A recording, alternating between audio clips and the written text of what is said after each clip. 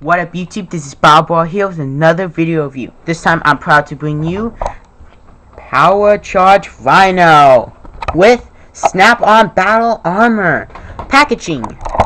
Power Charge Rhino, same bio, but it will be down there as the supposable Spider-Man. And pretty much the same thing, except you got different figures, which it looks like snowboarding. That's all I can make out. These are just random. Pretty cool. Now, this is the first Rhino figure, and it fits very well. It's not the first ever, but it's the first Rhino figure that would pretty much fit Marvel Universe scale. So if you have Spider-Man or the Marvel Universe Hulk, Grey Hulk, Red Hulk, the New Hulk, the 2-pack Hulk, and Juggernaut, this would fit really well with them. Or Apocalypse, I guess. Now, let me show you how big this dude is.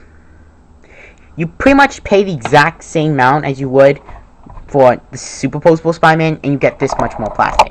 But it has a flaw. You see these white things here? The battle armor snaps on with no pegs or holes, which means you either have to glue it on or leave these on. So I just left this on. And he has this arm on his knee, his hands, and his shoulders. Now, detailing is impressive. I mean, you got these little grooves everywhere. I mean, I could go on and on about the detail. I mean, the head has intense detailing. I mean, you got the eyes here and then the rhino eyes here. I mean, detailing is incredible on this thing. I could go on for hours on the detailing, pulling it out. And he has fists on both of them. And the glove, these armors are different, you can see. It is removable, by the way, as you can see, but it doesn't really snap on. Now, the amount of articulation this dude has is disappointing in the legs, but it's Rhino. His head is on a cut joint and a swivel joint.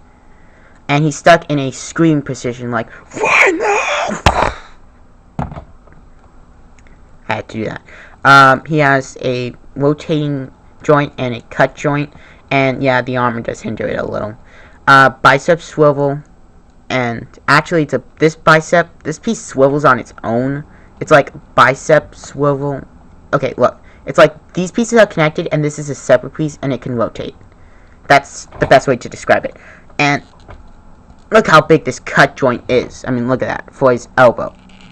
It's pretty big, and that's it in the arms. The legs have the Iron Man 2 hip joints. But I mean, and that's it. He doesn't have any knees. But I mean, the weird hip joints work. It's like a swivel, cut joint swivel, and it works pretty well. I mean, it gives you much more of a natural look than a ball joint in hip, but it's still pretty nice. You're not gonna get too much too much poses, but he's good for flat-foot poses like this. With these big feet, you don't have to worry about stand, even though he does have peg holes on the heel.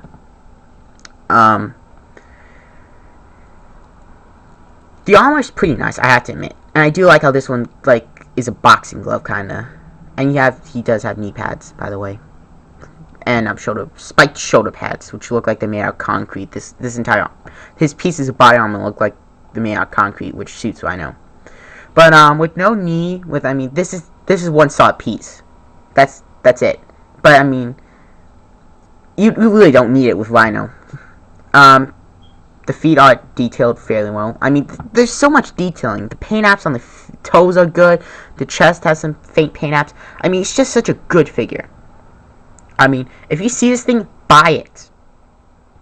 Buy it. You're getting a steal. You're paying for the amount of plastic that would be used for Spider-Man to get this. Now, here's where I do the comparisons. Here he is next to a Spider-Man in a cool pose. Yeah, he towers. Let's zoom in. He towers over Spider-Man. And this is just a great Rhino. Now, sure, you could probably pick up a figure from Spider-Man, the animated series. But to me, this figure is worth it. Now, actually, if you see here, Spider-Man, that's the name of the line. Here's a picture of the Rhino actually in it. And it doesn't really look much like the actual toy. And it says villain here. So yeah, I kept this. And he comes with the exact same gimmick. And this is from the Spider-Man one. But he had one. You can see that this is Spider-Man's card. And, it's Spider-Man with Doc Ock arms, pretty much fighting. Rhino. That's kind of cool. Same gimmick. This one's Spider-Man's card, and this one's Rhino's card. You can tell because they're labeled. This one is 27 of 48. This one's 28 of 48. And on the back, you get this. Oop, dropped it. You could build this cool diorama thing of line that up just right there. So you get this cool. I mean, the more you collect from this wave, you can build these. I mean, it's just one of those games that they die off in a month, but it's interesting to include them. You know, same thing. Ooh, bomb to bomb, 2 and 1. So this one would win. Yeah, it's kind of cool, I guess. And this is Rhino's training card. Power Charge Rhino villain. Card 14 of 24. I guess that means, like, these must be the puzzle cards, so there's 48, but there are 24 hero cards. Well, training, like, cards, I mean, hero and villain cards. So, yeah, it's interesting, but cool to have. Yeah, you know, as I save a lot of my, I now and always save all my new packaging on my new figures. It's a new motto of mine. And then, all of them came with this, which is just a waste of paper. See? Just a waste of paper. It's just stupid. So yeah. Well, this is Battleball signing off, recommending a good figure. See it, pick it up. You're getting a steal. You're getting a mammoth figure that does have some problems with the armor, but you're picking it up for as much as you would for pretty much a thin piece of plastic Spider-Man. Pick it up if you see it. I highly recommend this figure for Rhino fans and Spider-Man fans. Well, this is Battleball signing off. I'll see you on my next video review, which will be Sunday. So, good and bye.